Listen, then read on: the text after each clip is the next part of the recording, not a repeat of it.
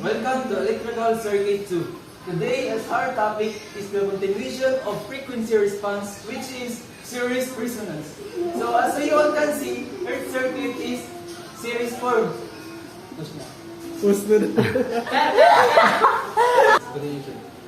In series resonance, the atong pangitaon is only the BO, which is the frequency resonance. BO daw, BO. So, the bandwidth, which is symbol like this, and the QQ, which is the quality factor. Today, we are going to know the formula how to find the frequency resonance. So the formula of frequency resonance is equals to 1 over square root of LC, which is the L is the inductor and C is the capacitor. Its units will be rads per rad. So also the in bandwidth, its formula is equals to R over A or WO, which is the frequency resonance over quality factor. So in quality factor, the formula will be WO L over resistor, and also it is 1 over WO capacitor and resistor, and also WO bandwidth. So these are the formula that we need to memorize, familiarize, and to understand its function. So today we are going also to find the power supply in series resonance. So the average power formula will be PWO is equals to 1 half I times B. Or if there is no resistance, if there is no voltage given, we also replace B I squared R. Or if there is no current given, if there is voltage given, we will just replace B squared over R. So these are the formula for to find max average power. So there is average power, so we also need to find the maximum power. So BW1 is equals to power in W2 R is equals also to B max squared over 4R. So how to find B sub 1, W sub 1 and W sub 2? We have also formula for that. So W1 is equals to 1 minus R over 2L plus the square root of, same like this, R 2L squared plus 1 over LC quality square root. So in W2, we just replace negative by positive, which is R equals 2L plus the square root of R 2L squared plus 1 over LC. So we have many formula, right? But in our example, we just need to memorize this formula because we just only input the given in this file. So example, in series resonance circuit. So these are circuit which is series. So our given is R 4 ohms and load inductor 25 millihenry, and our Q power factor of quality factor equals to 50, and our voltage max is equals to 100 volts. So kung sa itong pangitaon, It's a man roll. they are calculate the value of C. First, daw na letter E, first problem is calculate the value of C, which is anode. So C. The second one is that will produce value. The second one, find W1, B, W1, find W1, W2, and the beta. Bandwidth. Beta dito sa electronics. Parehas naman na sila? Parehas na sila. Determine the average power daw. Average power, which is the average power of WO, W1, W2, Oh, this is the one, the things that we need to find in this circuit. So first, we find first the C, which is the A. We have the given formula. The given formula is WO equals to QRL. So we have Q 50 times R. R is 4 ohms. Then L is 25 millihenry, will equals to 8,000 rods. So we have now W naught. W naught. Omega so we naught. can now find the C, which is C is equals to 1 over Q R WO. So input lang natin. So 1 is over Q 50 4, times 4, R 4 times 18. 8,000 equals to 0.625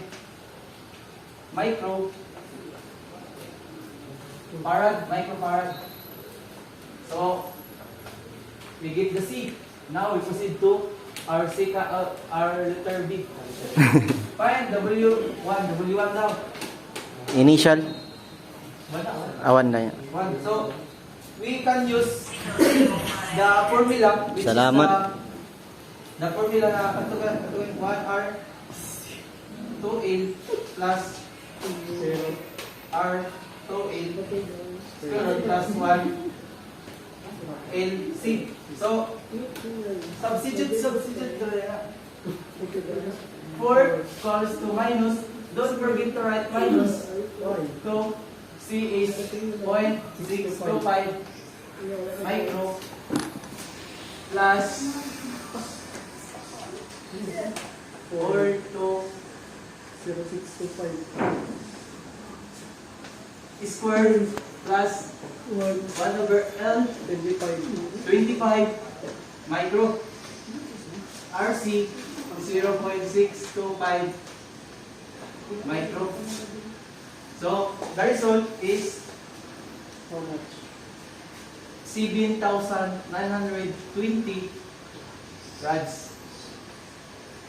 First. Always remember that the W1, W2, W2, their unit is rods. So check na, check. So ano mo? W2. Pus. So W2. So same formula but the difference is wala na negative diri is positive.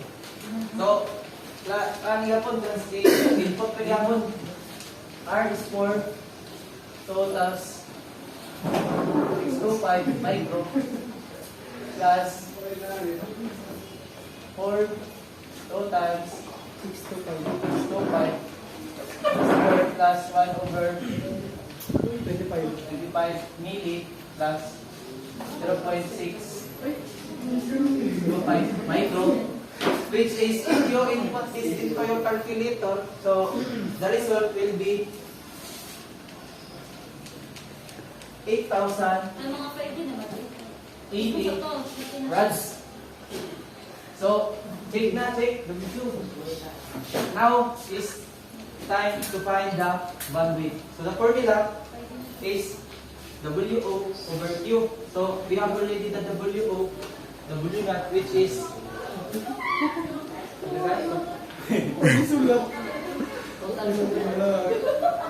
W naught is Nato, giris lang. 8,000 O, 8,000. over Q is 50. Resulto 160 rods. Right, so traffic na eh. So the remaining is the C, which is the average power of W, W1, W2. So okay. So first we must to find the average power. So average power C So the average power formula is 1 half P WO is equals to P W is equals to 1 half times B T squared over R. So input the given, we have already the B in squared, which is the 100 volts. 100 volts squared over the resistor is 4. So input in your calculator, the result will be Oh. good na? Oh. So the key power of W and W2 is equals to 625 watts. So that's all for my report. Any comment and clarification, you must click the right button and ring the bell. That's all thing there. Ang bandwidth Welcome sa report. to Lecture Line. For our next topic, we No, will ang tackle about the parallel resonance. So the formula to get the omega O is 1 over square root of LC. Then the unit of is rad per seconds. Where omega 1 is negative, then the omega 2 is positive. There are similar but ang kalainan lang sa series kaya iyang ang kaning diri which is the 1 over 2 RC. So for getting the quality factor is WO over beta or WO RC or WO the R over WOL. So let's get the example. Example, in the RLC circuit of figure 14.27, let R is equals to 8 kilo ohms and L is equals to 0. millifarad Henry and C is equals to 8 microfarad. So first we need to calculate the omega O, the quality factor, and the beta. So for calculating the omega O, the formula is, so we have the ano itong gamiton kay given ang iyang WO. Ay pause na to ang 1A kani tawa lagi WO.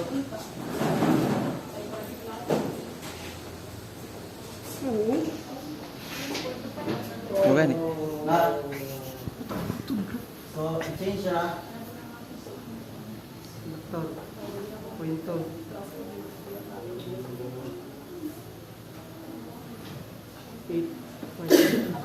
Ang answer is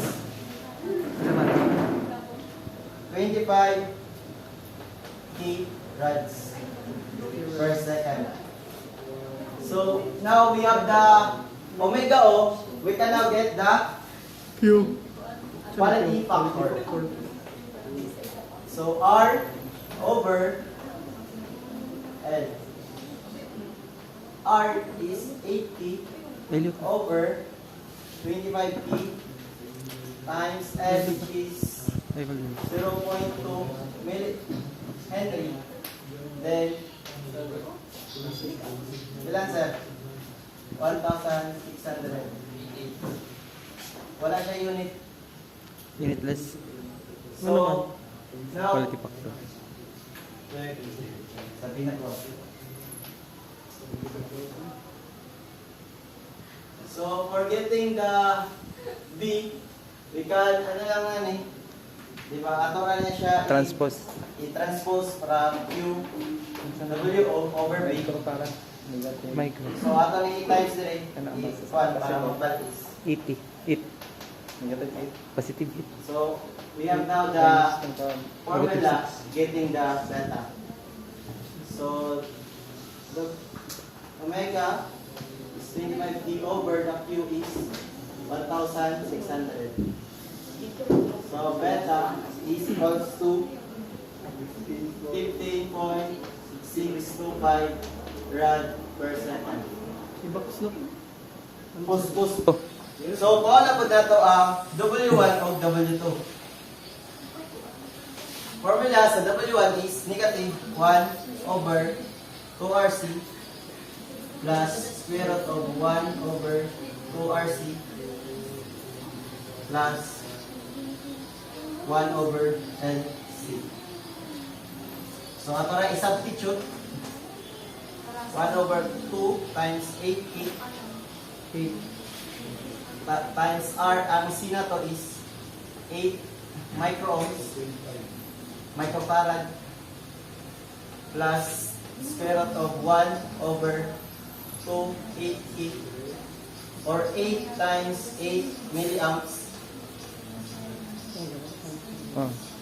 squared plus 1 over L is 0.2 0.2 times 8.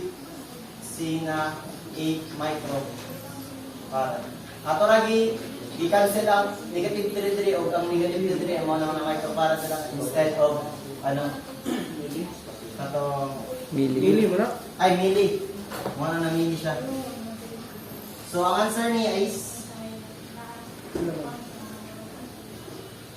ilan man? 24,000 Sila karad sila daw. 992 Yan ang gimili man nimo no. rads. Parehas naman gyapon siya. Ayaw. Kay tanggal man akong milliamps diri sa ang iyang microamps. So pwede ra po nato gamiton ng wala man diri no. Ay na pwede ra po nato ni gamiton nga formula kay nakuha naman to nato ang katoganing value aning W. Oh. Di ba? So pwede ra gyapon na kung isolve nato siya ingana. So i-substitute ra nato. So pila ang W no una to gaina is 25 rads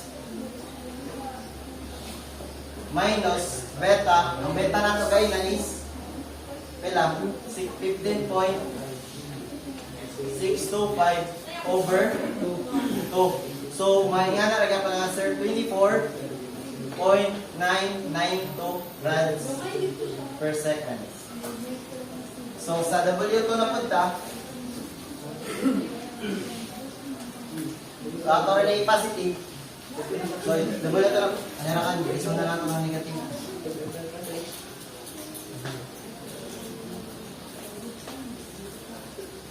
$25,008 rad per seconds or katong isa nga kuan katong atong isol approximate lang na siya, approximate equal to pero ang isol nimo ni lagi siya galingan gamay lang.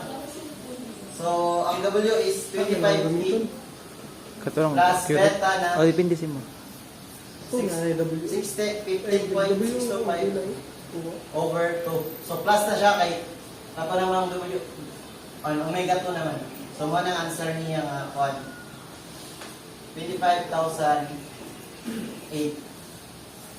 rads per second.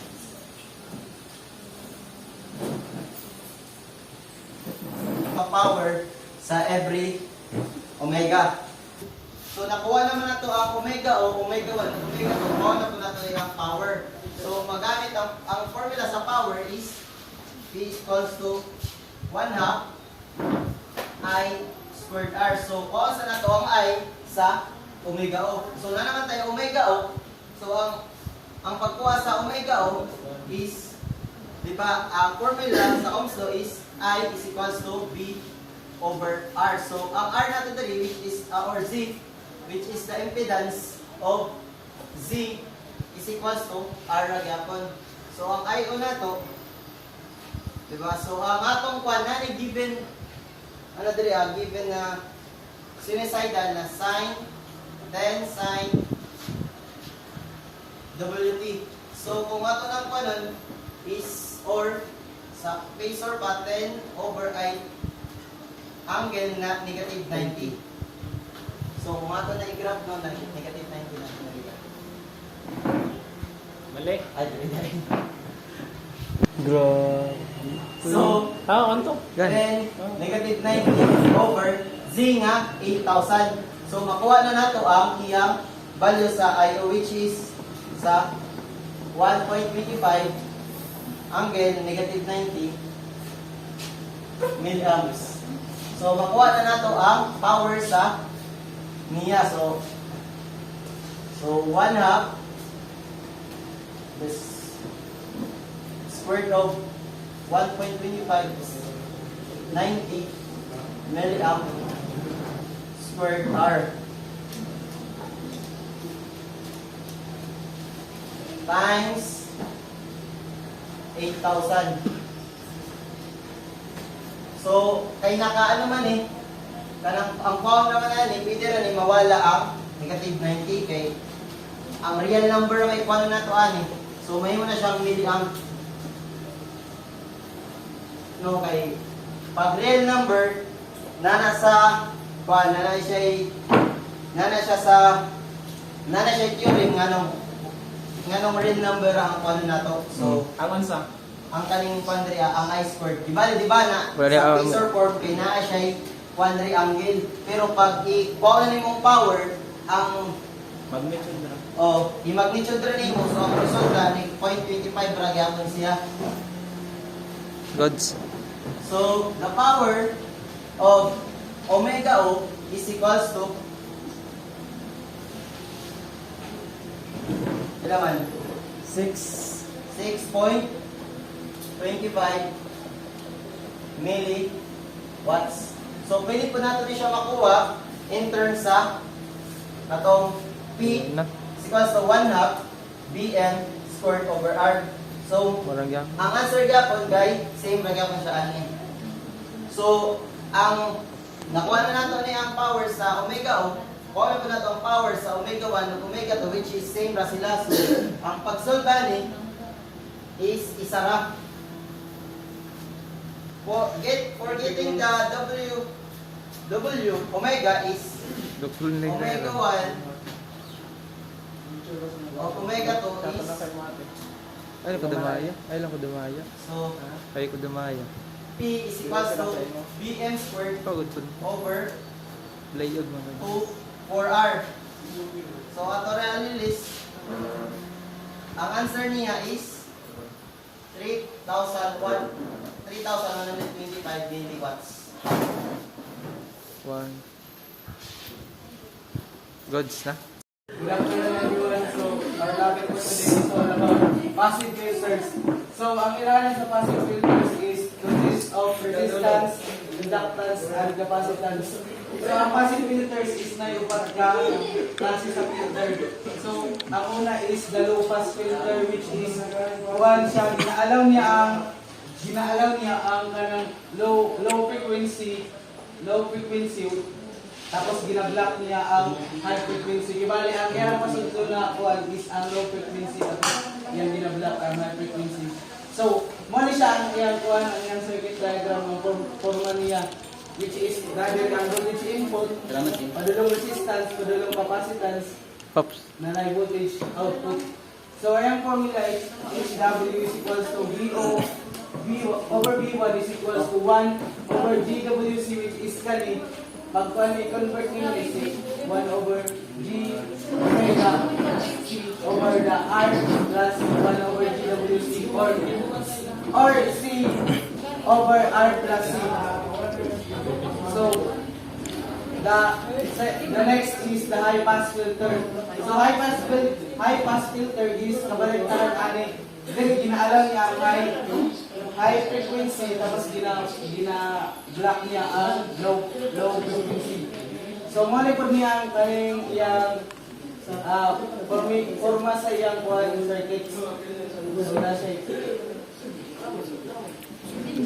na siya from voltage input, padulong na siya sa capacitance, tapos ang padulong resistance, which is, kung magtanaw ta sa low pass, is gibalik tayo ko na niya, gibalik, tawag ka ng yan, gibaylo ang capacitance o ang resistance.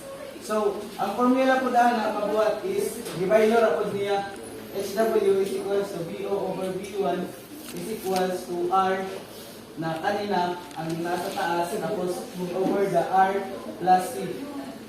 R plus C. Tapos yung WC sa kanin sa low pass o sa high pass is parehara na 1 over RC. Ang third one is the band pass filter. So ang band pass filter is passes frequencies within a frequency band and blocks or attenuates frequencies outside the band as shown. So, muna ang kaning information sa circuit one sa band pass filter. So, from voltage input to inductance to capacitance to resistance to palugas sa voltage output.